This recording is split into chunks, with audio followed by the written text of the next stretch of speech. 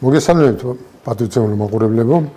დღეს ჩვენი გადაცემის, ჩვენი სამყაროს მე-12 გადაცემას ჩავწერთ. დღეს ცოტა განსხვავებული ფორმატი გვექნება. ერთი სტუმრის მაგივრად ორი სტუმარი გვეყოლება, ბატონი ირაკლი მაკალათია და ბატონი სანდრო რაქვიაშვილი. მე მგონი უცნობი არც ერთი არ იქნება თქვენთვის. და ამასთან კიდევ ერთი რამის დაზუსტება მინდა. ჩვენ პირველ გადაცემაში, სულ პირველ გადაცემაში, როცა ბატონი სანდრო იყო ჩვენი სტუმარი, ვილაპარაკეთ ეკონომიკურ მითებზე, რომლებიც გავრცელებულია საზოგადოებაში და დამკვიდრებულია ისე თითქოს ის სრული ჭეშმარიტება. არადა სინამდვილეში მითების ასე გავრცელებული და დამკვიდრებული მითების უმრავლესობა არასწორია, მართლა მითია და მათ დამკვიდრებას და გავრცელებას ხელს უწყობს ვიღაცის ინტერესები, რომ ადამიანებმა დაიჯერონ ასეთი რამ. დღეს ჩვენ ერთ-ერთ ასეთ მითს განვიხილავთ, ანუ წინაზე ჩვენ განვიხილეთ ზოგადად მითების შესახებ არსებული ვითარება და დღეს ერთ კონკრეტულ მითს განვიხილავთ, ამას ქვია ინფლაციის აუცილებლობის შესახებ. ითვლება რატომღაც, რომ იმისთვის, რომ ეკონომიკა განვითარდეს, აუცილებელია ინფლაცია. თუ ინფლაცია არ იქნება, ეკონომიკა გაჩერდება. ეს თემა და ეს მითი იმდენად გავრცელებელია ფართო საზოგადოებაში, იმდენჯერ შემხედრია ადამიანები, რომლებიც ურყევად არიან დარწმუნებული ამაში, რომ ვთვლი, რომ აუცილებელია ამ საკითხის გარჩევა დღევანდელ ჩემს სტუმრებთან ერთად. მაქვს ასეთი კითხვა. კი, მაგრამ ეს ინფლაცია მართლა აუცილებლობას წარმოადგენს ეკონომიკის განვითარებისთვის, თუ უბრალოდ მითია, როგორც ჩვენი გადაცემის სათაურში მითითებული. კეთილი, პირველ რიგში მადლობა მოწვევისთვის. ჩვენს მაყურებლებს მივესალმები და საჭიროა თუ არა ეკონომიკისთვის სანამ ამას განვიხილავდეთ, ამ ვიტყოდი ზოგადად რა არის ინფლაცია, მარტივად რომ შევაფასოთ. ეს არის ადგილობრივი, ასე ვთქვათ, წარმოებულ პროდუქციასა და ფულის მასას შორის თანაფარდობა და თუ ეს თანაფარდობა ირღვევა, მაშინ გვაქვს ან ინფლაციური, ან დეფლაციური პროცესები. ესე მარტივად რომ წარმოვიდგინოთ, ვთქვათ, ეკონომიკაში გვაქვს ეს სამი ჭიქა და სულ 30 ლარი არის, ასე ვთქვათ, ბრუნვაში. შესაბამისად თითოეული ჭიქის ნუ ერთადერთი ჭიქებია, პირობითად თუ ავიღებთ, ვიტყვით რომ თითოეული ჭიქის ფასი არის 10 ლარი. რა შემთხვევაში გვაქვს ინფლაცია? ანუ ინფლაცია ეს არ ნიშნავს იმას, რომ კონკრეტულად პურის ფასზე რომ გაიზარდა ფასი, ეგ არ არის ინფლაცია. ინფლაცია არის საერთო ფასის დონის ზრდა და ანუ ჩვენ შემთხვევაში, საქართველოს შემთხვევაში, სამხარებლო კალათაში შედის 305 დასახელების პროდუქტი, აი ამ 305 დასახელების პროდუქტზე თუ საშუალოდ გაიზარდა ჯამურად ამ 305-ზე საშუალოდ გაიზარდა ფასები, ამას უკვე ვეძახით ფასების საერთო დონის ზრდას, იგივე ინფლაციას. და ამ შემთხვევაში ეს სტატისტიკის კი ბატონო, რაც სტატისტიკა თქვა ითვლის და ჩვენ შემთხვევაში 305 პროდუქტი რომ დავავიწრო და თქვა აი ამ სამ პროდუქტზე გადავიტანო და 30 ლარი გაქვს, ასე თქვა ეკონომიკაში, ბრუნვაში და სამი ჭიქა გაქვს, თითოეული ჭიქის ფასი არის 10 ლარი. იმ შემთხვევაში თუ ამ ფულის მასას გავზრდით და თქვა ეს 30 ლარი გადაიქცა 60 ლარად, მაშინ ამ ჭიქების ფასიც გაიზრდება, თქვა 20 ლარი გახდება თითოეული ჭიქის ფასი. ან მეორე შემთხვევაში თუ ამ ჭიქების რაოდენობა შემცირდა და თქვა 30 ლარი კვლავ ბრუნვაში გაქვს, ან ეს სამი ჭიქიდან კვლავ ერთი ჭიქა დაგჭა, წარმოება შეგიმცირდა, მაშინ კიდევ გაიზრდება ფასი, ამ შემთხვევაში ის რომ ერთი ჭიქის ფასი გამოვა 30 ლარი. ანუ არსებულ ფულის მასასა და წარმოებულ პროდუქციას შორის, არსებულ პროდუქციას შორის თანაფარდობა როგორი არის? თუ ფულის მასა გაიზარდა, ესე იგი ამ არსებული პროდუქტებზე ფასები იზრდება, თუ წარმოება შემცირდა, თუ ადგილობრივი ასე ვთქვათ, ამ პროდუქტების მოცულობა შემცირდა, ფასები იზრდება, ან ორივე შემთხვევა თუ გვაქვს, ფულის მასაც იზრდება და წარმოება ან ვერ მიყვება, ან მცირდება, ამ შემთხვევაში გვაქვს ინფლაციური პროცესი, იმიტომ რომ აი ამ პროდუქტებზე იზრდება ფასები. ეს არის შიდა, ასე ვთქვათ, საკითხი ქვეყანაში, რაც იწვევს ინფლაციას. ნუ მე შეიძლება საგარეო ფაქტორებზეც ვისაუბროთ, რომელიც მე ინფლაციურ, ასე ვთქვათ, პროცესებზე ახდენს გავლენას. ნუ აქ დავასრულებთ საუბარს იმაზე, რომ ეს არის, ასე ვთქვათ, ინფლაციის მაჩვენებელი. და ეკონომიკაში უნდა იყოს თუ არა ინფლაცია, კი განსხვავებული მოსაზრებებია, ნუ არ ვიზიარებ იმას, რომ აუცილებელი ის ინფლაციის არსებობა, უბრალოდ ახსნა არის ის, რომ როდესაც ანუ ფულის ფუნქცია რა არის? ეს უნდა იყოს, ასე ვთქვათ, გაცვლის საშუალება. ანუ თავიდანვე ხო ფულის ასე ვთქვათ ფუნქცია იყო, რომ რაღაც პროდუქციას რომ აწარმოებდნენ, ეს პროდუქტები ერთმანეთში გაეცვალა და ყოფილიყო კომფორტული და რაღაცა ცხვარზე არ გაეცვალა და ყველა რაღაცა ერთ ასე ვთქვათ ნიშნულზე შეთანხმებულიყო, აი ამას ერქვა ფულის მასა. ეს იყო თავიდან ასე ვთქვათ ნიჟარები იყო თუ ცხვარი იყო თუ რა პროდუქტიც იყო, მე ნელა მოვედით აქამდე ევოლუციის გზით რომ ეს ფულის ბანკროტები გაჩა თუ ელექტრონული ფული, რითაც მე იცვლება და თუ ინფლაცია გვაქვს, ეს ნიშნავს იმას, რომ უფრო მეტი ფული გაქვს ბრუნვაში ვიდრე ეს პროდუქცია და აი ამ პროდუქციის გაცვლის პროცესს არ უშლის ხელს და პირიქით გეხმარება, რომ ასე ვთქვათ, ეს პროცესი დინამიკაში წავიდეს და სადღაც ვიღაცას აი მოდი ბჭყალებში ვიტყო რომ ფული არ დაუმტადოს ამ გაცვლის დროს ვიღაცას ფული აღარ ქონდეს ჯიბეში. მოკლედ რომ ასე რომ რაც შეიძლება მარტივად რო ახსნა და ეს არის ასე ვთქვათ ინფლაციის მაჩვენებელი, მაგრამ რეალურად ჩვენ ახლა თანამედროვე ტექნოლოგიებში როცა ვცხოვრობ და ეს საჭიროება არ დგას რომ უფრო მეტი ფულის მასა ქონდეს, რა პრობლემა არის თქო რომ ეს ინფლაციის მაჩვენებელი იყოს 0-დან 0-ზე. წლიდან წლამდე. საერთოდ პრობლემას არ უქმნის, ასე ვთქვათ, ამ პროდუქციის გაცვლას, იმიტომ რომ გაქვს ელექტრონულად ეს ფულიც, ბარათზეც გაქვს, ამიტომ აი ეს ფული საიდანაც არ უნდა მოიტანო, გააქვს უკვე. შესაბამისად, ამ გაცვლის პროცესს ეს არ უშლის ხელს. შესაბამისად, ეს ინფლაცია სტიმული არ იქნება ამ შემთხვევაში, უბრალოდ არის დამხმარე საშუალება პროდუქტების გაცვლის. არ ვიცი, რამდენად მეცადე რომ მარტივი ენით ამეხსნა, რამდენად გავიგდა. ბოლოსში ადრე როცა ელექტრონული ფული არ იყო, რამეს არაფერი, უბრალოდ ახსნას, უბრალოდ ის ახსნა მინდა რომ ეხლა შეცვალა, იმიტომ რომ ელექტრონული ფული გვაქვს იმასთან რაც ხო, ანუ უბრალოდ არის ის რომ თუ უფრო მეტი ფულის მასა გაქვს, ნუ ახსნას გულისხმობ, თორემ იმ შემთხვევაშიც პრობლემა არ არის. მაგრამ გულისხმობ იმას, რომ ვინც თქვათ საპირისპირო აზრის წარმომადგენელი აქ დაჯდება და გვეტყვის იმას, რომ აი ფულის მასა რო არ დამთავრდეს, რომ ამის გაცვლის საშუალება ქონდეს და მას სტიმული ქონდეს. ინფლაცია თუ იქნება და უფრო გაიზრდება ფასი ამ გაყიდვის ამ პროდუქტს, უფრო მეტი სტიმული იქნება და აი მისი არგუმენტებიდან გამომდინარე, ასე ვთქვათ, გავაკეთე ეს აქცენტი და სხვა შემთხვევაში, ნუ ამას ცალსახად არ ვიზიარებ იმას, არ ძველ დროში თუ ახალ დროში რაღაც ინფლაცია აუცილებლად ეს რაღაც ეკონომიკის სტიმულირებას იწვევს. არა, ფული არის უბრალოდ გაცვლის საშუალება და მეტი არაფერი. კარგი. არ ვიცი, რამდენად მარტივი იყო მაყურებლისთვის იქნებ სანდროს უფრო მარტივად შეუძლია ახსნა. რა არის ეს ინფლაცია? ინფლაცია ზოგადად გაფართოებად ითარგმნება, ანუ გაფართოებას ნიშნავს ინგლისურად რომ თარგმნოთ და შინაარსობრივად არის ფულის მასის გაფართოება და იგულისხმებოდა რომ ფულის რაოდენობა რო იზრდება, ფასებიც იზრდება. ანუ მე უბრალოდ ეს ორი პარამეტრი გაიყო და ეხლა ინფლაციას იყენებენ როგორც ფასების და მაგრამ ინგლისურად ამას ნიშნავს რა გაფართოება. მაგრამ თარი პრობლემა მეგონი ზოგადად არა ეს ყველაზე რთული თემაა ზოგადად ადამიანისთვის და ინფლაციის მეშვეობით ხალხის დაბევრა არის ყველაზე ეფექტიანი გზა როგორც წაართვა ადამიანს ფულის რომ ვერაფერი ვერ მიხვდეს. იმიტომ რომ საბოლოო ჯამში ინფლაციას ჩვენ რაც ხედავთ ყოველთვის ჩვენ რეალობაში სადაც ჩვენ ვეძახით ინფლაციას. იწვევს ეროვნული ბანკი და ეს არის მთავრობის დაფინანსების ერთ-ერთი წყარო. მოგვიანებით ადამიანი ან თუ შინაარსობრივად იგივე რაც საშემოსავლო გადასახადი, იმიტომ რომ ადამიანს ნაკლები ფული რჩება რომ რაღაც იყიდოს. შედეგად, მაგრამ რეალურად ის ვერ ხდება რომ მას ფული წაართვა საშემოსავლო გადასახადის ნაირად მთავრობამ. და გონია რომ დავნაშავე არა ვიცი, მაღაზიის მფლობელი რომელიც ფასები გაზარდა ზედზე. ამიტომ ეს არის ყველაზე დახვეწილი, ყველაზე ეფექტიანი გზა, როგორ მოატყუა მრჩეველი წაართვა ფული და თან თუ გაბრაზდება სხვა ადამიანზე და არა იმაზე ეს ფული წაართვა. ანუ შინაარსობრივად კარგია თუ ცუდია ინფლაცია დადის ორ რაღაცაზე. ზოგადად კარგია თუ ცუდია გადასახადები და მეორე კარგია თუ არა მოტყუებით შეკრებილი გადასახადები. იმიტომ რომ მთელი გადასახადების სისტემის ევოლუცია არის ღია გადასახადები და ფარულ გადასახადების მოძრაობა. თუ თავდაპირველად საზღვარზე იდგა და რაღაცა სავაჭრო ტარიფებს ან ვაჭრობას ბეგრავდნენ, იქვე ართმევდნენ რაღაც პროდუქტს, ოქროს და შემდეგ. ნელ-ნელა დღეს ამას ტარიფებს ვეძახით, თუ შემთხვევაში აქციზებს და შემდეგ.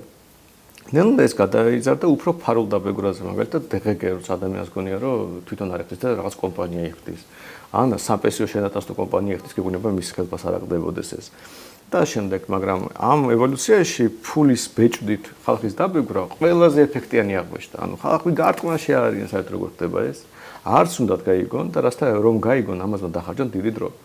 და ამიტომ რადგან ადამიანი სტაბილურს არ ხარჯავს ამაზე დროს და არ დაიწყოს გარჩევას, რა კავშირია ეროვნულ ბანკს შორის, აი ნაკლებად თქვა რომ რაღაც თანაფარდობა ფულისა და პროდუქტების რა თანაფარდობა, საიდან ჩდება ეს, როგორ ითვლება და რაც თავარია ამ გამოვლენებას ხო ბევრი ანუ ინფლაცია ხო ბევრი გამოვლინება აქვს მარტო ის კი არის რომ ფასი იზრდება შეიძლება სნიკერსი ერთი და იგივე ფასი იყიდეს მაგრამ უფრო პატარა იყიდებოდეს და მიდიხარ მაღაზიაში ხედავ რომ იგივე სნიკერსი დევს როგორც ცოტა უფრო პატარა იგივე ფასად ნომინალურად ინფლაცია არ გაიზარდა სნიკერსი ღირს იგივე ფასი მაგრამ სნიკერსი შემცირდა მაგ პურზე უფრო ხდება ხოლმე პურსა პატარა არა ყველგან ხდება ხარისხი შეიძლება იგივე წონა იყოს კარაქიც იყოს ან უფრო იაფიანი კარაქი გამოიყენო რაღაც გამოშვებაში და ასე შემდეგ ანუ ამას მრავალფეროვნებას თქვა გამოვლენა ამ ყველაფრის მაგრამ შინაარსობრივად თუ რა ვიცი ყველაზე მარტივად ეს არის რომ ადამიანების დაბეგვის ერთ-ერთი ნაირსახეო და იბეგრება ადამიანი იმით, რომ მთავრობა ბეჭდავს ფულს. რაც უფრო მეტი ფულია ეკონომიკაში, მით უფრო იაფი ეღერება ეს ფული. ყველა შემთხვევაში. იმიტომ რომ ეკონომიკა შემცირდეს, თქვათ, ნაკლები პროდუქტი გქონდეს, როგორც თქვათ, ჭიქების რაოდენობა შემცირდეს, კი ფასები გაიზრდებოდა, მაგრამ ფული თუ დაიბეჭდა, ფასები ასე ვთქვათ, უფრო მეტად გაიზრდება. რომ ეკონომიკა გაიზარდოს, კი ფასები უნდა შემცირდეს, მაგრამ თუ ფული დაიბეჭდა, ნაკლებად შემცირდება, შეიძლება მიუხედავად ეკონომიკის ზრდისა გაიზარდოს კიდეც. ანუ საბოლოო ჯამში ეს ყოველთვის და ყველგან არის ფულის ემისიის შედეგი. ანუ ფასების და ფულის ემისიას ყოველთვის მოყვება ფასების და უბრალოდ შეიძლება იყოს ღია დაფიქსირებული, ჭიქაღი და 5 ლარი გახდა 6. ან შეიძლება იყოს ფარული, რომელიც არ ჩანს, იმიტომ რომ შეიძლება ღირს 5 და ღირ და 5, მაგრამ უნდა ყოფილიყო 3 და აღარ არის 3, 5-ია. იმიტომ რომ ეკონომიკაში პროდუქტების რაოდენობა გაიზარდა, მაგრამ ფულიც გაიზარდა და ამიტომ ფასები არ გაიზარდა. ასე რომ ზოგადად ფასების დანიშნულება რომ ზოგ პროდუქცია და ფასი იზრდებოდეს, ზოგადად მცირდებოდეს, არც ზრდაა ცუდი, არც შემცირებაა ცუდი თუ ეს ბუნებრივად ხდება, მაგრამ როცა მთავრობა, თქვა, ფულს ბეჭდავს, შინაარსობრივად ადამიანების ყიდულობით უნარიანობა მცირდება. ეფექტი ზუსტად იგივეა, რაც საშემოსავლო გადასახადს აქვს, ოღონდ იმისგან განსხვავებით ხდება ეს ფარულად. ადამიანები ხდებიან გორას მოწყობილი და ბედნიერად ეგუებიან ამ გარემოებას. ნუ არ ვიცი. კონტვაში დასაწყისად შეიძლება გამო. მეტი გამოსავალი ამ მაინდა-მაინც არ არის სანამ რაღაც გარკვეულ კრიტიკულ წერტილს არ მიაღწევს გაღიზიანება იმის გამო რომ ფასები იზრდება, მაგრამ როგორც არ უნდა გაწელო ინფლაცია ასეთ ისე ყველას გაუგია ეს ტერმინი, მე მგონი ადამიანი არ არის ვისაც არ გაუგია, მიუხედავად იმისა რომ სიღრმისეულად ალბათ ვერც ვერავინ ანალიზებს, მაგრამ გვესმის რომ ინფლაცია ჩვენ ცხოვრებას აუარესებს და ეს ალბათ ყველას ესმის. მაგრამ ჩვენ ახლა მეორე მხრიდანაც შევხედოთ, იქნება მართლა რაღაცატომ საჭიროა ეს ინფლაცია იმისთვის, რომ ეკონომიკა უკეთესად იმუშაოს. რა ისთვის არის საჭირო ინფლაცია? ანუ საერთოდ მარტივი ახსნა ამ იდეას, რომ ინფლაცია საჭიროა, გაჩნდა ფაქტობრივად რაღაც გაგებით, იმის რაღაც დოზით იდეა მანდაც არსებობდა, არის ყველაზე ცნობილი ეკონომისტის დამსახურება ლორდ კეინზის, რომელიც ცხოვრებას რო გადახედოთ, ის იყო ბედნიერი ცხოვრება ჰქონდა ადამიანს. დაიბადა მდიდარ ოჯახში, დიდ ბრიტანეთში, კარგი ცხოვრება ჰქონდა, სიმდიდრეში ცხოვრობდა და მთელი ცხოვრება გულაობდა. შეიძლება ახალგაზრდა მოკვდა კიდეც. და მთელი მისი ცხოვრების კრედო იყო იცხოვრა დღევანდელი დღით, მიიღეს სიამოვნება ცხოვრებისგან. მის ბიოგრაფიას რო გადახედოთ, არც ერთ ეტაპზე მისი ცხოვრებისა არ შეუწყობია თავი რაღაც გრანდიოზული წვალებით. მაგას ეკუთვნის გამოთქმა გრძელვადიან პერსპექტივაში ჩვენ ყველანი. ამიტომ მისი კრედო, მისი ყველაზე ცნობილი, ასე ვთქვათ, ეს ფრაზა, რომელიც გამოყენებულია ერთ-ერთ ნაშრომში, რომ გრძელვადიან პერიოდში ჩვენ ყველა მაინც მოვკვდებით, ანუ აღწერს პრინციპს, რომ მოდით არ მივახსოვთ ყურადღება რა იქნება მომავალში, ვიცხოვთ დღევანდელი დღით. და როგორ რა შეითავნება ეკონომიკურად ეს? თუ წამოიდგინეთ რაღაც ხდება ეკონომიკაში, არ ვართ კარგ მდგომარეობაში, კრიზისია. მილიონი მიზეზი შეიძლება ცუნამი დაარტყა როგორც იაპონიაში იყო, მთავრობა რაღაც გააკეთა. ომი იყო მეზობელ ქვეყანაში და ჩვენ რაღაც დავზარავდით და ასე. რაც არ უნდა იყოს მიზეზი. წამოიგინეთ რომ ადამიანს მათრახი რო დაარტყა და ამუშავა უფრო სწრაფად. ხო გასაგებია რომ ეს ეკონომიკას რაღაცნაირად წაადგება. მაგრამ თუ მათრას კარგად ბლომად ურტყავ, ბოლოს ის ადამიანი კვდება. მაგრამ იმ მომენტში რომ მათრას პირველად დაარტყავ, ეფექტი სახეზე გვექნება, უფრო მეც იმუშავებს. ამიტომ დავინახავთ რომ რაღაც თქვა წარმოებაზე გაიზრდება გამოშვება. ადრე ხალხი უხასიათოდ მუშაობდა, ეხლა მათრას ურტყავენ და უკესად მუშაობენ. ამ მათრახის დარტყვის ეფექტი აქვს ფულის ბეჭდას. როცა მთავრობა ფულს ბეჭდავს, ადამიანები ტყუდებიან, გონიათ რომ მათ მეტი ფული აქვს.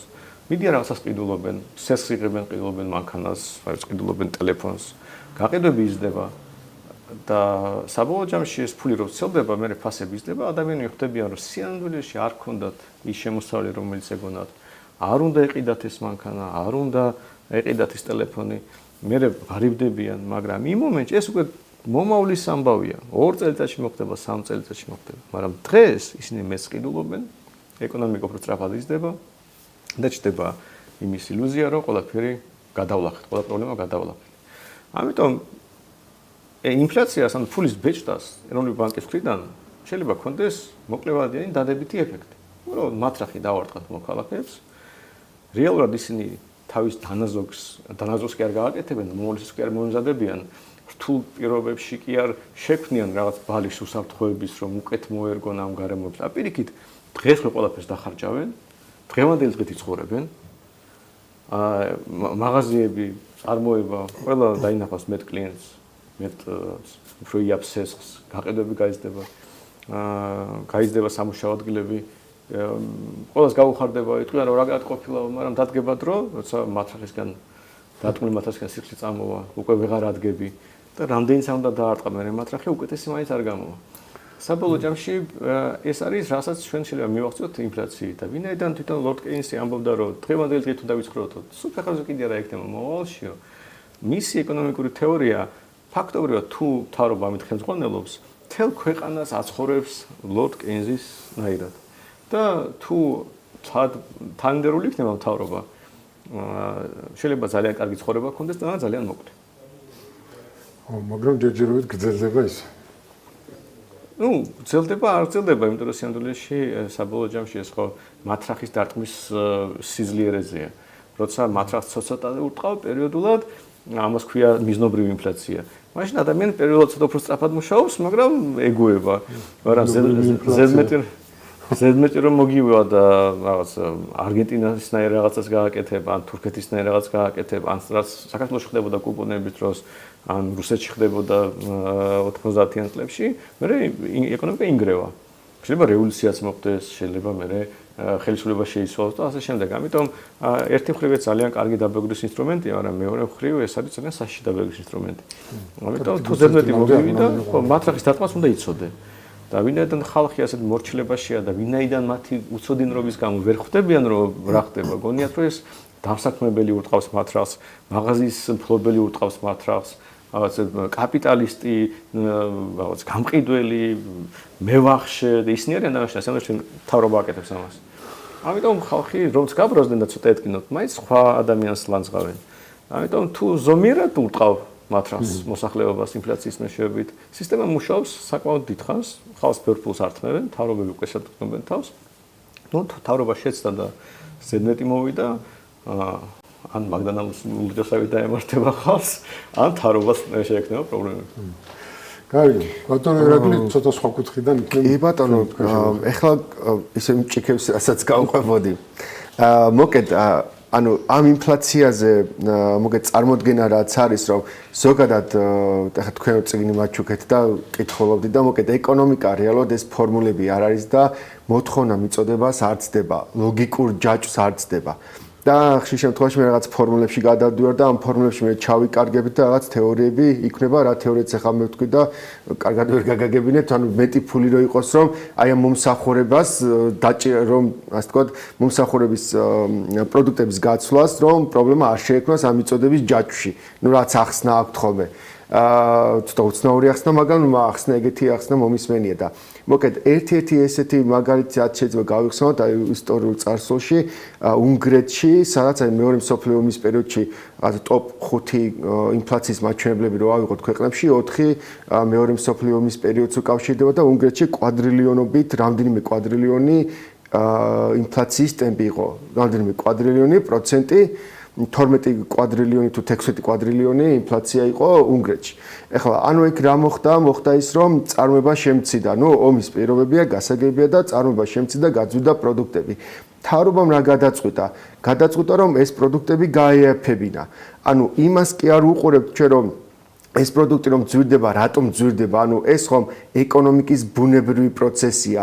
ბუნებრივი პროცესი აი ბაზარი ზუსტად ამას გიჩვენებს რომ რა მდგომარეობა და სწორად გავიგოთ მიზეზი რომ მე ეს მიზეზი ასე ვთქვათ საფუძველი კარგად გავიაზროთ რომ მე რეალურად ასე ვთქვათ კარგად შევაფასოთ და უმკურნალოთ აი ამ ასე ვთქვათ პრობლემას და პრობლემის მკურნალობა გადაწყვეტეს როგორ ფულის მასის გაზრდით ანუ ის რომ პროდუქტებზე ფასები შემდის გაიზარდა გამოწვეული იყო რით იმიტომ რომ დეფიციტი წარმოიქმნა რომ ნაკლებ პროდუქტს აწარმოებდნენ ნაკლები პროდუქტი აწარმოებს ანუ ეს ჭიქების რაოდენობა შემცირდა შესაბამისად ამ ჭიქებზე ფასები გაიზარდა მთავრობამ რა გააკეთა ადგა და მეტი ფული დაბეჭდა მეტი ფული გამოუშვა რომ შენ უფრო მეტი ფული გექნება ამით შენ ასე თქვა გაგიაფდება და იყიდე ამ ძვირ პროდუქტს კი იმას გაუიაფდა იმ რამდენიმე პერიოდის განმავლობაში მცირე მოკლე პერიოდის განმავლობაში მაგრამ ფულის მასა როგორც გამოვიდა ეგრევე ფულის მასას და ამ პროდუქციას შორის წონასწორობა ისევ დადგა და ამ წონასწორობამ აჩვენა რომ აი ამ ფულის მასის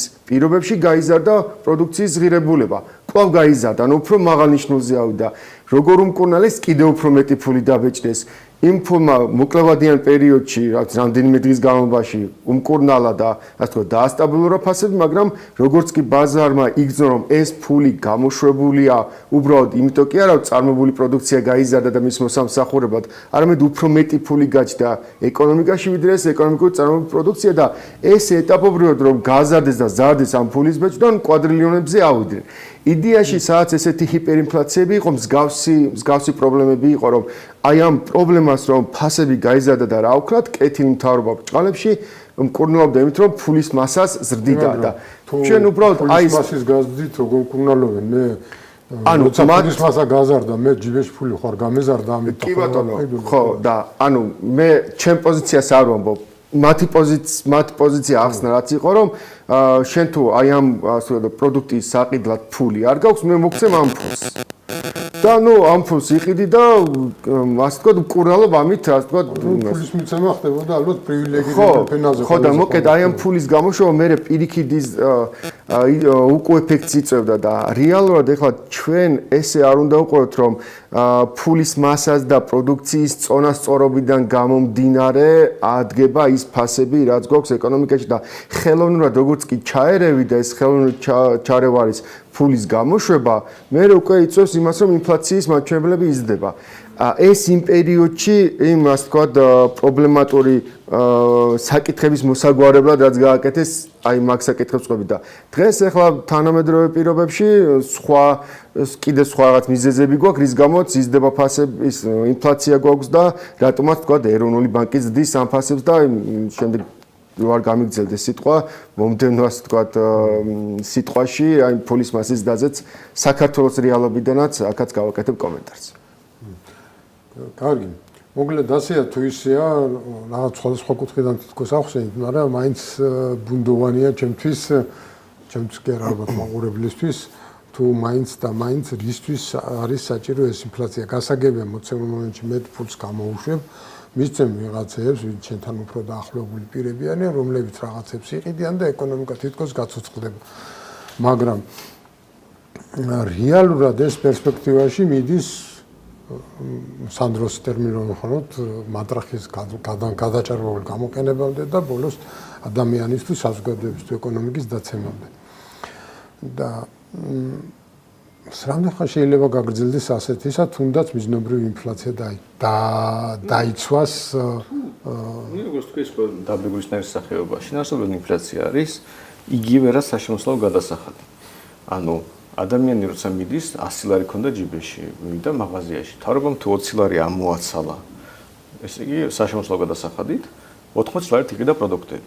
ეს ზუსტად იგივეა, რომ მთავრობას ეს 20 ლარი პირდაპირ კი არ წაერთვა, არამედ ფული რო დაებეჭდა და თავისი რაღაც ხალხისთვის მიეცა, ამ ხალხის გაზრდილი მოთხოვნის გამო ფასები გაიზრდებოდა, ამიტომ ადამიანი 100 ლარით რომ მიდიოდა მაღაზიაში, იყიდა იგივე, რაც გუშინ 80 ლარით. ანუ ამ შემთხვევაში იდენტური ეფექტია, ანუ 100 ლარი დახარჯა და 7 ვაშლი იყიდა თუ 80 ლარი იყიდა 7 ვაშლი, ამ შემთხვევაში აქ 7 ვაშლი იყიდა. უბრალოდ ერთ შემთხვევაში მთავრობამ ფული პირდაპირ წაართვა, ჯიბიდან ამოუღო გადასახადის მეშვეობით, მეორე შემთხვევაში ფული დაბეჭდა, ფული გაუფასურა და მის ჯიბეში არსებული ფულმა იყიდა ისევ იგივე 7 ვაშლი, რაც 80 ლარი იყიდა მანამდე. ამიტომ კითხვა რისთვისაა საჭირო ინფლაცია, ან როდესაც შეიძლება გაგრძელდეს, ძალიან მარტივად არის იქამდე რისთვის არის და მთავრობას მეტი შემოსავალი ქონდეს და სანამ შეიძლება გაგრძელდეს, აი თუ ზომიერად იქცევა მთავრობა, უსასრულოდ შეიძლება გაგრძელდეს. ანუ აქ არანაირი ისეთი ზიანი ადამიანს არ მეაქვს, რომ მან ამის გამო რადიკალურად შესაძლოა ქცევა. და ამიტომ თუ მთავრობა მას ზომიერად აკეთებს, ხალხი ღარიბდება ამის გამო, მაგრამ იგივე შეიძლება თქვა ნებისმიერ სხვა გადასახადზე. რატომ რა დღეგერით არის უკეთესი ან საშემოსავლო გადასახადი? დღეგერ და საშემოსავლო უფრო ჩანს, მაინც ასე თუ ისე ჩანს მაინც რომ ბიუჯეტში მიდის. და პური რო გაძვირდება და ადამიანი რო ძვირად იყიდის პურს და ამის გამო რომ უფრო მაღალ დღეგერს გადაიხდის თონე და საბოლოო ჯამში ბიუჯეტში მეტი ფული შევა, ეს უკვე ზედმეტად დიდი ბუღალტერია ადამიანისთვის, რომ რიგით მოქალაქემ გაიგოს. ამიტომ აქ ყველაფერი დადის იმაზე, რამდენად ზომიერად იქცევა, ზომიერად ურტყავს მატრახს მოქალაქეს მთავრობა და ეს მიზნობრივი ინფლაცია, რაც ეკონომიკაში არის მნიშვნელოვანი, თქვა ჩვენ რომ ბანკს 3% რო აქვს, 3%, 2%, ზოგ შემთხვევაში 1% აქვს ხოლმე ცალკეულ ცენტრალურ ბანკებს. ეს უბრალოდ ეს მატრახია, რომელიც ეკონომიკაში შემოშავებული ეს პრინციპი, რომელიც არის არანაირად კაცრი კანონი, უბრალოდ გასაგებია რომ მთავრობა ბეგრავს ხალხს, სანამ ხალხი იტანს დაბეგრავს, ეს სისტემა რაღაცნაირად მუშაობს. და ამ გადასახადებს შორის ყველაზე საშიში გადასახადი და თან ძალიან ეფექტიანი ადამიანის მოტყუების კუთხით არის ინფლაცია. ამიტომ ეკონომისტები მიხვდნენ დროთა განმავლობაში ბევრი მთავრობის შეცდომის შედეგად, მათ შორის რომ თუ ინფლაცია დაბალ დონეზეა, 1-2%, ადამიანები ამასთან შეგუებულები არიან, თანაცხოვრობენ, არ მუშაობენ ნაკლებს და აი როგორც ციყვი რომ ბორბალში რო ტრიალებს, კარგად თუ ტრიალებს, ადამიანს ასე თუ ტრიალებს, ასე ვთქვათ, გადახაშავს ამ გაუფასურებელ ფულს. და თუ მე სათანადოდ დამუშავებული ექსპერტები აუხსნიან მოქალაქეს რომ კიდევ სიკეთეც არის რომ ასენი ფასები იზრდება. მით უკეთესი და ის რომ ამას ამბობენ რომ ინფლაცია კარგი ეკონომიკისთვის, იგივეს ამბობენ ყველა გადასახადზე. საბოლოო ჯამში ნებისმიერი გადასახადი, რომელიც მე რომ დავაპირო გაუქმება და ვთქვა რომ გავაუქმოთ დღეგ საშემოსავლო აქციზი იყოს, გამოჩნდება ვიღაც ექსპერტი, რომელიც იტყვის რომ ამის გამო ქვეყანა დაიქცევა, მაგრამ სიამდვილეში ერთ-ერთი მიზეზი არის რომ მიზანია ამ გადასახადების შეივსოს ბიუჯეტი. აქაც იგივე ხდება, ცოტა რომ გავამარტივოთ, ამიტომ შეიძლება უსასრულოდ გაგრძელდეს. ანუ სავარაუდოდ ხო გაღარიბება ვერ აღიქმება საზოგადოების მიმართ, ვერ აღიქვამს გაღარიბებას, იმიტომ რომ იმენად სწრაფი ტემპი არის ეკონომიკის განვითარებას, რომელიც ეს გაღარიბების მაჩვენებელი ნაკლებია, ვიდრე ის წინსვლა, რაც ამ პერიოდში მოხდა. მათ შორის თუნდაც იაპონიის მაგალითი გვაჩვენებს, რომ შეიძლება მთელი თაობა დაიკარგოს და უსასრულო ფულის ბეჭდა, რა თქმა უნდა, იაპონიის მთავრობა ყველაზე ერთი გამოცდილი ადამიანების ასე ძარცვაში ინფლაციის მეშვეობით, მათ შორის იმიტომ გასდის იაპონიის მთავრობას, რომ იაპონელები აი მართლა როგორც სიყვი ისე მუშაობენ და მათი საუკეთესო შრომით აკომპენსირებენ ამ ძარცვას, რომელსაც მთავრობის მხრიდან მოდის, მაგრამ რო შეხედოთ იაპონიის ეკონომიკას, ფაქტობრივად რამდენიმე დაკარგული თაობა, როცა ეკონომიკა ძალიან დაბალი ტემპებით იზრდებოდა და ოდესღაც მეორე ეკონომიკა ეხლა მეგონი მეოთხე თუ მეხუთეა სოფლიოში, ანუ ერთ-ერთი ყველაზე წამყვანი ქვეყანა, აი ამ ფულის ბეჭდით, რომელიც შეიძლება არ იგრძნობოდა ასე, ანუ იმდენად და ისეთი დიდი არ იყო, რომ ხალხს ეს პირდაპირ ეგრძნო, რომ რა ხდება და რაღაც პროტესტი გამოეთქვა, მაგრამ ძალიან დიდი იყო და 30 წლის მანძილზე უზარმაზარი თანხები ტრილიონზეა საუბარი. ტრილიონობით დოლარზეა შინაარსობრივად საუბარი. ეს რომ მოხდა, ანუ ფაქტობრივად თაობების შრომა გაქრა. იმიტომ რომ იყო თაობის მიერ ასე განადგურებული. ხო. კარგი, დავუმატებთ ირაკლი. ხო, მოდი შეკითხვას ესე შევცვლიდი, რომ ინფლაცია კარგია თუ ცუდი ეკონომიკისთვის, ანუ ეკონომიკა რა არის? ადამიანების მოქმედებები, ურთიერთ, ასე ვთქვათ, ფინანსური თანამშრომლობა, ეკონომიკური საქმიანობები. და კარგია თუ არა ადამიანებისთვის ინფლაცია? ანუ ეკონომიკის სტიმულებას იწვევს თუ არა, ესე კი არ შევხედოთ, კარგია დადებითია თუ უარყოფითი ინფლაცია. რა ვიცი, გამოკითხვაც ჩავატაროთ, ვინმე იტყვის, რომ თითოეული ადამიანი ვინმე იტყვის, ან კომპანია იტყვის, ან ადამიანი რომ ინფლაცია კარგიაო.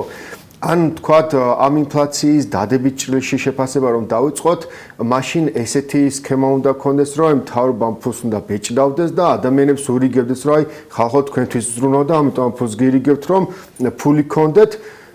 ეს მიზეზი აიხსნებოდა რომ კეთილი განზრახვა უნდათ, მაგრამ ეკონომიკად არასწორი, ასე ვთქვათ, შედეგია, იმიტომ რომ ფულაც უფრო მეტ ფულს დააბრუნებს. დავაფიქსიროთ, იგულისხმება, რომ ყველა ადამიანს, ყველა მოქალაქეს უნდა რაღაცა წესით ან თანაბრად ან რაღაც პროპორციულად გადაუნაწილდეს. კი ბატონო, ანუ თქვა ამას ბეჭდავს და ყველა ადამიანს თვეში ზედმეტად 1000 ლარს ურიგებს პირობითად, იმიტომ რომ აი გაგიძურდათ ხალხო პროის ფასები და მოდი ფულს დაგირიგებთ, რომ ეს პროდუქტები იყიდოთ, რასაც აკეთებდნენ ეს უნგრეთი და ეს ქვეყნები, რაც თქვით, რასაც აკეთებდნენ და ესე თუ დაურიგებ ამ ხალხს, აი ხალხო ასე ვთქვათ, ფულს დაგირიგებთ და მე პროდუქცია იყიდით. ეს გასაგები მიზეზი იქნება, არასწორი ეკონომიკური ნაბიჯი იქნება, მაგრამ გასაგები მიზეზი იქნება, რომ აი ამიტომ ხალხის სასიკეთო დაკეთებს თავი. არასწორი ეკონომიკური პოლიტიკას მოგვაქვს სასიკეთოდ, მაგრამ ნუ ეს პროცესი გამოიწვევს, იმიტომ რომ წარმოებული პროდუქცია იგივე რჩება და ეს ფულის მასა კი არ უნდა ქმნიდეს ამ ასე ვთქვათ წარმოებული პროდუქციას, წარმოებული პროდუქცია უნდა იზიდავდეს თუ ფულის მასა ჩდება ეკონომიკაში და მისი ადეკვატური შესაბამისი წარმოებული პროდუქცია, არსებული პროდუქცია არ გვაქვს ეკონომიკაში, ყოველთვის არის დისბალანსი და გვაქვს ინფლაცია და შესაბამისად დაურიგებ ამ ფულს არ აქვს ასე ვთქვათ ეფექტი, არ აქვს ასე ვთქვათ წარმოებული პროდუქციასთან არ მოდის ასე ვთქვათ თანხმდროში, მოგვექნება ინფლაცია. ესე რომ კეთდებოდეს არასწორი ნაბიჯით გასაგები იქნებოდა, მაგრამ მოდი ახლა აახსნათ ის თუ ესეც რომ კეთდებოდეს, ისიც არასწორია. ხო, არასწორი ეკონომიკური პოლიტიკა იქნებოდა, მაგრამ რაღაც კუთხით გასაგები იქნებოდა, კარგი მთავრობა ყავს, ხალხზე ზრუნავს. არასწორი ეკონომიკური პოლიტიკით, მაგრამ ხალხზე ზრუნავს. და კიდევ აქ შეიძლება რაღაცაზე საუბარი, მაგრამ რეალურად მოდი ინფლაცია რატო ხდება? აი ამ კეთილი მოკლედ მაყურებელს ის ასე ვთქვათ, შედავეჭება არ გავუჩნდეს, რომ მთავრობა არასწორად ზრუნავს მოსახლეობაზე, არ ზრუნავს და რეალურად ახლა ინფლაცია რა გვაქვს და ეროვნული ბანკის პოლიტიკა რაც ახსენა სანდრომ, დეტალურად ესე გავყვეთ. დაგეგმა მთავრობამ ბიუჯეტი და ეს ბიუჯეტი რაღაც საქმეებს ასე ვთქვათ ხმარდება. მაგრამ აი თითოეულ ადამიანმაც ინდივიდუალურად წარმოიდგინოთ, როცა ფული გაქვს და თვიდან თვემდე, ნუ რაღაც სხვა საჭიროება გამოგიჩნდა. რას აკეთებ? ფული უნდა ისეს ხო? ანალოგიური პრობლემა უდგას მთავრობასაც, თქვა ბიუჯეტი აქვს, დამატებით რაღაცა პროექტები უნდა გააკეთოს, თუ სოციალური დახმარება თუ ასე შემდეგ, მოკლედ ბიუჯეტი არ ყოფნის და დამატებითი ფინანსები უნდა მოიზიდოს. და ფინანსები დამატებითი საიდან უნდა მოიზიდო? უნდა მოიზიდო ვალით. ეს არის ან შიდა ვალი, ან საგარეო ვალი. ნუ შიდა ვალი არის ყველაზე კომფორტული, ასე ვთქვათ, მექანიზმი და შიდა ვალის, ასე ვთქვათ, სტრუქტურა ახლა რაც გულისხმობს, რომ ფინანსთა სამინისტრო გამოუშვებს ფასიან კაღალდებს, ობლიგაციებს და მას გამოიტანს სავალუტო ბაზარზე გასაყიდად და აი ამ ასე ვთქვათ ობლიგაციებს ყიდულობენ ძირითადად კომერციული ბანკები და ამ ძირითადი კომერციული ბანკებიდან კიდევ ორი გასაგებია, რომელი ორი ბანკიც ამას ყიდულობს. და ახლა რა ხდება, რომ ობლიგაცია იყიდა ამ კომერციულმა ბანკმა, ფული მისცა მთავრობას, ხაზინას და იმან მერე თავის საჭიროება დაიკმაყოფილა იქ და გაისტუმრა ის ფინანსური ვალდებულებები, რაც მთავრობას ჰქონდა. ამას ობლიგაცია აქვს, ასე ვთქვათ, ამ კომერციულ ბანკს ფული აღარ აქვს, ნუ ამ ობლიგაციიდან გარკვეული პერიოდის მერე მიიღებს შესაბამის, ასე ვთქვათ, სარგებელს, დარიცხულ პროცენტს, ანუ გაასესხა, ესე რომ ვთქვათ. მაგრამ აი ახლა აი ამ პერიოდში მოდი ეს სურათი წარმოვიდგინოთ, რომ მიდის მომხმარებელი პირობითა და ეუბნება, რომ 100,000 ლარი მინდა სესხი გამოვიტანო და ეს 100,000 ლარი მას არ აქვს, იმიტომ რომ ფული მისცა მთავრობას, ამას ობლიგაციები უდევს. ფულის მასა არ აქვს, ფული არ აქვს რომ მისცეს. და დგება ესე და ასე ვთქვათ, თავის ბარაძე, სახელმწიფო ბარაძე თუ რა ბარათიც იქნება, დაურიცხავს პირობითად იმ 100,000 ლარს. დაუჯეს იმ 100,000 ლარს, 100,000 ლარს, რომელიც ეკონომიკაში არ არსებობდა აქამდე. ეკონომიკურ წონასწორობაში არ მოდიოდა. და ანუ გამოდის რომ კომერციულმა ბანკმა შექმნა ხო და მოკეთ ამასაც ასე თქვა ახსნი მოკეთ კომერციული ბანკმა გააკეთა ბოლო ვინც აგური დადო ამ საკითხში იყო კომერციული ბანკი რომელმაც ეს 100,000 ლარი მოგცა რომელიც ეკონომიკაში არ არსებობდა და მოხდარა რომ 100,000 ლარით მეტი ასე თქვა ფული გაჩნდა ეკონომიკაში და დაირღვა უკვე ეს წონასწორობა და ახლა ეს კომერციულ ბანკზე რო არ გადაწყდეს და ყავს ეკონომისტები რომელიც მხოლოდ კომერციულ ბანკებს ასე თქვა ადანაშაულებენ ამ საკითხში გვაქვს სამკუთხედი და ეს სამკუთხედი არის პირველი ის რომ მთავრობამ გადაწყვიტა რომ ფინანსები უნდა მოიზიდოს და ეს ფინანსური ვალდებულებები დაიკმაყოფილოს პირველი ეს არის მთავარი საფუძველი შემდეგ უკვე ეს კომერციული ბანკები და კომერციულ ბანკს ვინ აძლევს თანხმობას აძლევს ეროვნული ბანკი ეროვნული ბანკის გარეშე აქვს ვინმე ზედმეტი ფულის დაბეჭდის უფლება არა და შესაბამისად აი სამი წრე ეს სამი ასე თქვა წერტილია რომელიც აი ესე თანხwebdriverში იწვევს ასე თქვა ინფლაციას და მეტი ფული შემოდის ბაზარზე ჩრდება მეტი ფული თანხwebdriver წონასწორობა წარმოება ამ პროდუქციასა და ფულს შორის ირღვევა და შესაბამისად გვაქვს ინფლაცია ეს ამ ინფლაციას მერე ებრძვის ეროვნული ბანკი იმით რომ რეფინანსირების განაკვეთს აწევს რეფინანსირების განაკვეთის აწევა ნიშნავს იმას რომ ამ სეწყს გააძვირებს რომ შენგან უფრო მეტი ფული ამოიღოს და მოგეთ ესეთი რაღაცა რომ ბევრ ფულს გაძლევს ანუ ბევრ ფულს უშვებს ეკონომიკაში იწვევს ინფლაციას და ამ ინფლაციას ებრძვის ისევ შენი ფულის ამოღებით ანუ გბეგრავს როგორც სანდრო ამბობს რომ გბეგრავს ერთია რომ გბეგრავს და მეორე ამ დაბეგრვის პარალელურად აკეთებს იმას რომ გამოასწოროს მდგომარეობა და რეფინანსირების განაკვეთს აწევს და უფრო მეტი ფული კიდევ ამოიტანოს შენგან რომ ეს წონასწორობა აღადგინოს ცალკე სარგებელია ის ცალკე ხო ცალკე პრობლემა არის მოსახლეობისას რო ვკითხავთ რა უყუროთ კარგი ზოგი თვლის რომ რეფინანსირების განაკვეთი დასაცავია მაგრამ ამ შემთხვევაში თუ რეფინანსირების განაკვეთს დასცემს დაუშვათ ეროვნული ბანკი ინფლაციის გასაჩერებლად რა საშუალების გამოყენება ხო და ანუ ეს არის ახლა პრობლემა რომ მე ეს რეფინანსირების განაკვეთის საჭიროება დგება ანუ თვითონ რომ გააფუჭებს საქმეს ხო ეკონომიკაში მე ამ თავისი გაფუჭებული საქმის გამოსწორებას იწყებს ახალი ასე ვთქვათ მეთოდის მოგონებით და ეს ახალი მეთოდი არის რეფინანსება რომელიც კიდევ უფრო მეტად ასე ვთქვათ აზარებს ადამიანებს კარგი მე მგონი ცოტა გავართულეთ ახლა ხო მე არ ვარ დაწუნებული რომ მართლა ამორჩეულ ზოგადად ესმის როგორი სისტემა მუშაობს რომ ეს მოდის ეროვნული ბანკი არ იარსებდა ჩვენ ქვეყანაში მაგრამ ერთ რაღაცა შეც არ ვეთანხმები რეალს არის ის რომ ვითომ ეროვნული ბანკი რამე გააფუჭეს ეროვნული ბანკი არაფერს არ აფუჭებს ის შეგნებულად ასე იქცევა უბრალოდ ვინაიდან თვითონ ფულის ბეჭდასა და შედეგებს საკმაოდ დიდი ლაგია პირობითად ფული რო ებეჭდება ამის კონკრეტული ეფექტი რაღაცა 8-9 თვეში ვლინდება შედარებით ნაცვლად. ამიტომ ძალიან მარტივია შეცდომის დაშვება და ზოგჯერ ზედმეტი მოდის ხოლმე კონკრეტულ მაგალითად აბეჭდავენ მეტ ფულს და ინახავენ რომ ინფლაცია გაიქცათ, ამიტომ მე იწყებენ ამ ფულის რაღაც ბეჭდვის ტემპის შემცირებას. ამიტომ შინაარსობრივად ყველა ინსტრუმენტი რომელიც ეროვნულ ბანკს აქვს ყველა ინსტრუმენტი ეგრე რაღაცას ემსახურება. საბოლოო ჯამში მთავრობის შემოსავლების და რადგან საბაკო სისტემა შრომავალი ამ ყველაფრის, ცხადია რომ საბაკო სისტემის სუბსიდირება. ამიტომ ჩვენი მოსახლეობა რო იბეგრება, ანუ როცა ჩვენი მოსახლეობა ღარიბდება გაძლიერება ფასებით, ამით იზრდება მთავრობის შემოსავლები და კომერციული ბანკების, თორე რომ არა ეს ყველაფერი კომერციული ბანკების რეგულარული მოგებები არ ექნებოდა ამდენი წლის მანძილზე. მაგრამ არანაირი შეცდომა უბრალოდ არის. ანუ შეცდომა შეიძლება იყოს ტექნიკური, რომ ზედმეტი მოუვიდათ ამ ნაწილში. მაგრამ პრინციპში ეროვნული ბანკი შეგნებულად აკეთებს ამას დანაშაულს ვიტყვი შეცდომა ან ტექნიკურ შეცდომას არ გულისხმობს. მორალურად ხოსით დანაშაულია. და გაფუჭებას ასწორებს. ხადია, მაგრამ შეგნებულად აკეთებენ ამას, იციან რას აკეთებენ. მე არ შემხედრია რომ ვიღაცა რო არ იცოდეს რას აკეთებს, როცა მაგალითად ფასიანი ქაღალდების გამოსყიდვა ხდება ეს რეფინანსირების სესხების გაცემა იქნება თუ ასე შემდეგ.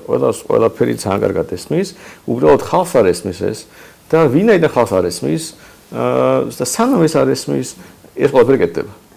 და ჩემი გამოცდილებით მათ შორის როცა საპარლამენტო ტრიბუნა იქნება ეს, რა ვიცი, Facebook პოსტები იქნება, ასე უშუალო კომუნიკაცია ეს ფაქტობრივად შეუძლებელი ადამიანს გააგებინო, რომ როცა ეროვნული ბანკი ფასიან ქაღალდებს ყიდულობს კომერციული ბანკებისგან, ეს რაღაც ძალიან ტექნიკური ამბავი, რომელიც შეიძლება ადამიანი ფიქრობს, მე რა შვაში ვარო, სიამდვილეში იწვევს მის გაღარიბებას. რომ შედეგად ფულის მასა ეკონომიკაში იზრდება, ფასები იზრდება და რომ მიდის მაღაზიაში, ზეთი დახდება უფრო ძვირი. ასეთი მიზეზშეგუებრივი კავშირები ბევრი არსებობს. ფასიანი ქაღალდების რეფინანსირების განაკვეთქვით, ისამით რომ ზარზემით ამბობენ ხოლმე რეზერვები გაიზარდა, რეზერვების და ნიშნავს რომ ლარი უფრო მეტია ბრუნვაში. ამიტომ ხალხს უნდა უხავდეს რეზერვები როცა მცირდება, იმიტომ რომ ეროვნულ ბანკს რო დაიწყოს რეზერვების შემცირება, ანუ გაყიდვა, ლარის მასა შემცირდება ეკონომიკაში და რავი ფასები არათუ არ გაიზრდება, იმდენი რეზერვებია ეროვნული ბანკის ეხლა რომ ფასები შემცირდება უბრალოდ. ხო და მაგრამ ხალხს გონია რომ რეზერვები რო იზრდება ეს რაღაც სიკეთეა ამაში. ხო და ამიტომ ეს ერთობლიობაში იმდენად რთული სისტემაა რომ მაგალითად უნივერსიტეტში მარტო მონეტარული პოლიტიკის საკითხს ერთი სემესტრი ვასწავლდი ხოლმე სტუდენტებს რომელმაც უკვე ეკონომიკა ის რაღაც ბევრი რაღაც ისწავლა. პირველი კურსი არ იყო და მეორე არ იყო.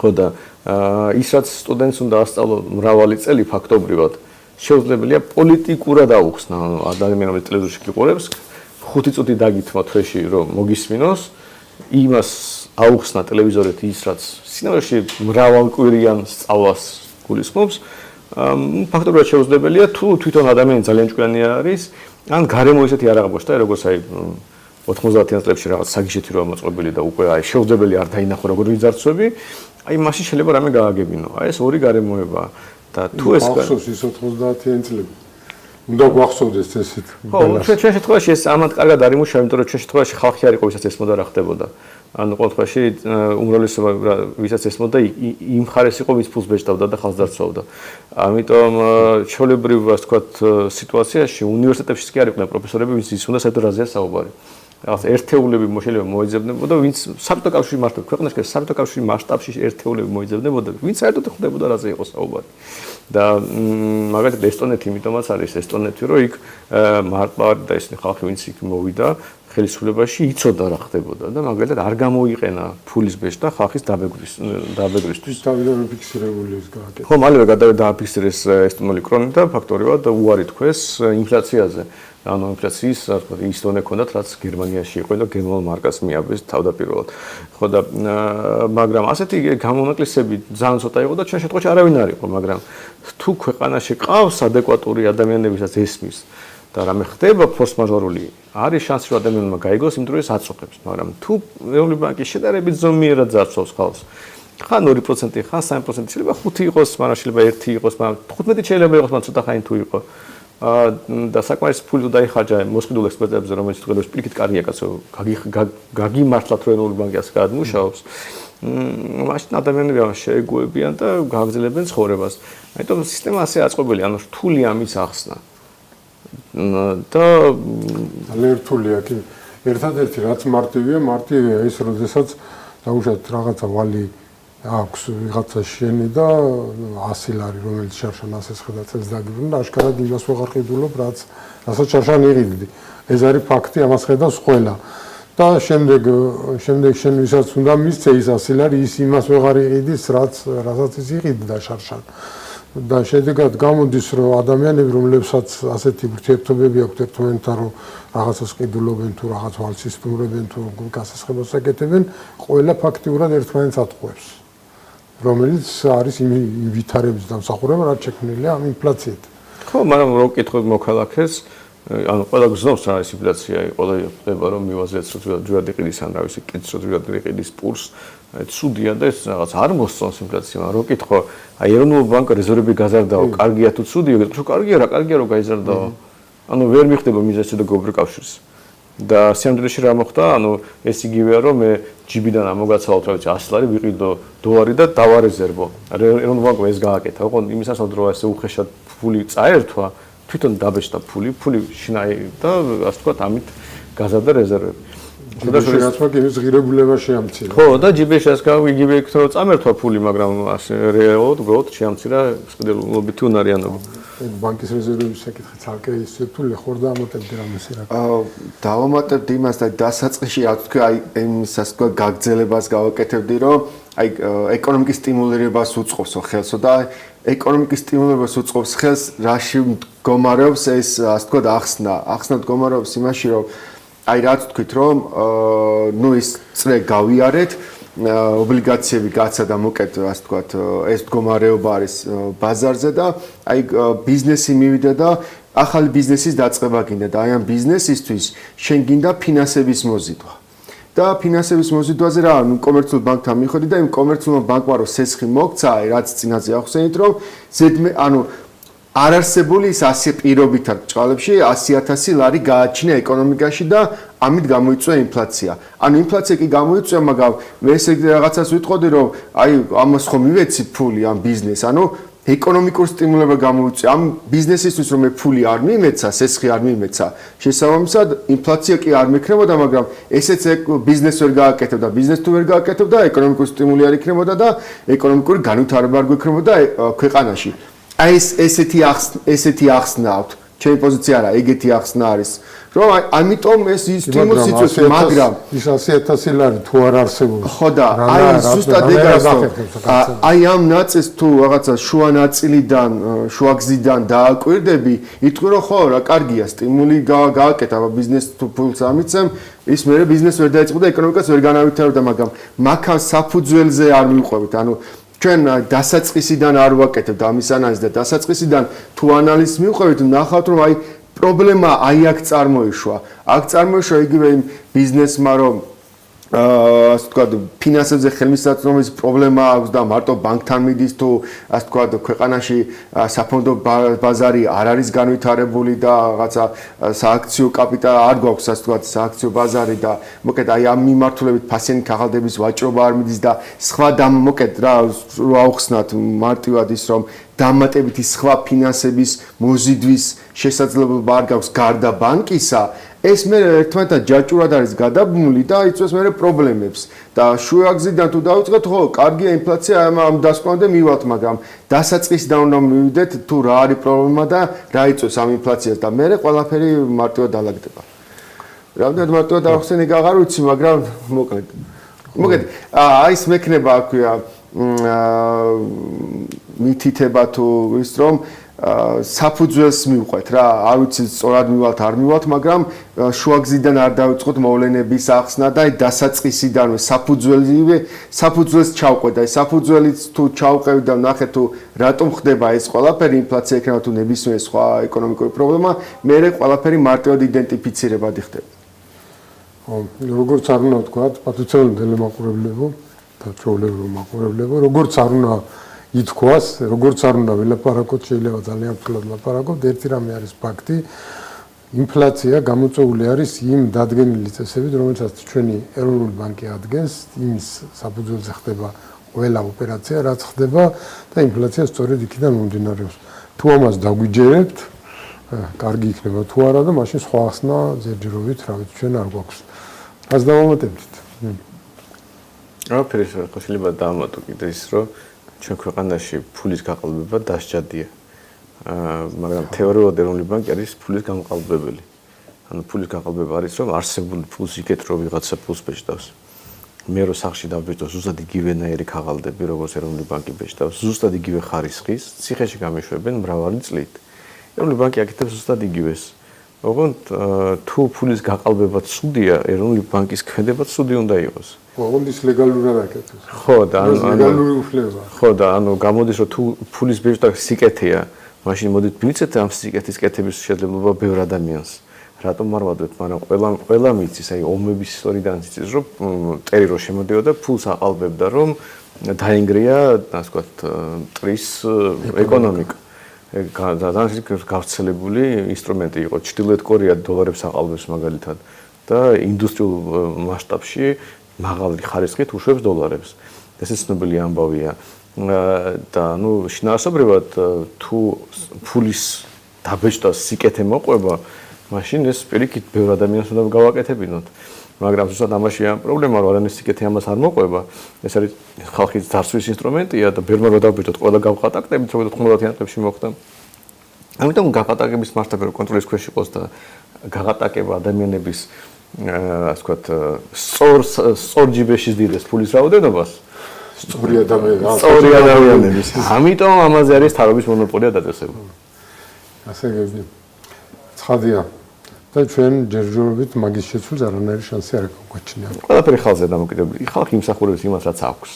და ხალხი როცა ხვდება რაღაცას, როცა უმეც ფიქრობს, მეტ დროს ხარჯავს პოლიტიკაში გაერკვიოს, უფრო კრიტიკულია, მას უკეთესი მთავრობა ყავს და ნაკლებად იძარცება, როცა ხალხი როგორც ჩვენ და ხშირად ხდება ხოლმე აყოლილია რაღაც ლოზუნგებს, ყვილს, წივილს, ლანძღვას და ამ შემდეგ ის უბრალოდ ვერ ხედავს, რომ აი ეს ყველაფერი იმიტომაც არის მოწყობილი, რომ როცა ის იძარცება, ის ვერ ხედავდეს. ამიტომ მთელი პოლიტიკური სპექტაკლი ამაზე აწყობილი, რომ ხალხი ეგონოს, რომ რა ვიცი, ნაცები ქოცებს ევზიან, ქოცებით ნაცებს ევზიან და უბრალოდ ხალხი იძარცება. ეს არის უნივერსალური მეთოდი, ყველა ქვეყანაში ასე მუშაობს საბოლოო ჯამში. დროის განათანის მეთოდი. ამიტომ ასე მუშაობს სისტემა, ანუ ადამიანები რო დაფიქრდნენ მართლა რა ხდება, არანაირი შანსი არ არსებობს, რომ ბანკი არსებობდეს თუ ხალხმა ეცოდეს როგორ მუშაობს და რისთვის მუშაობს, მაგრამ ვინაიდან ხალხი არ ხვდება და ვერ ხვდება და სხვა რაღაც გონია პოლიტიკა და სხვა ასე ვთქვათ პოლიტიკურ საკითხებზე მის ყურადღება კონცენტრირებული, ნუ გაიძარცვა და ჩვენ არც პირველი ვართ, არც უკანასკნელი, ვინც ამას აკეთებს ჩვენი ქვეყანა. არც თანამედროვე არის ასე ვთქვათ ამის გამკეთებელი ძველ დროშიც შეიძლება დაგეთებდნენ ხელისუფლები. მირაკლი დავამატებთ რამეს და უკვე ბოლოსკენ უნდა წავიდეთ. ხო, ანუ ერთს დასაც დავამატებდი, რომ აი საგარეო ფაქტორებზე და გადაცემის ჩაწერამდე ახსენეთ, რომ თურქეთში იყო მაღალი ინფლაცია და მერე აი საგარეო შოკი რადგანაც ჰქონდა თურქეთთან მჭიდრო საგარეო ვაჭრობა, ეს ინფლაცია მერე იწვევს საქართველოში ფასების ზრდასო და კურსის გაუფასურებას. ეს ასე ვთქვათ არგუმენტები იყო, თურქეთში მაღალი ინფლაცია, ჩვენთანაც ეს გადმოდის. და არა და რეალობა სხვა რაღაცა არის, რომ ამას თუ ამბობ, მაშინ უნდა დაამტკიცოს შესაბამისი გამოთვლებით. ცოტა ტერმინებს მოვუშველებ მაშინ აქ და აი იმ ქვეყანასთან რომელთანაც ვაჭრობ, თუ იმ ქვეყანაში დევალვაცია უფრო მაღალია ვიდრე ინფლაცია, მაშინ შენ იმპორტირებული პროდუქტი უფრო გიაფდება.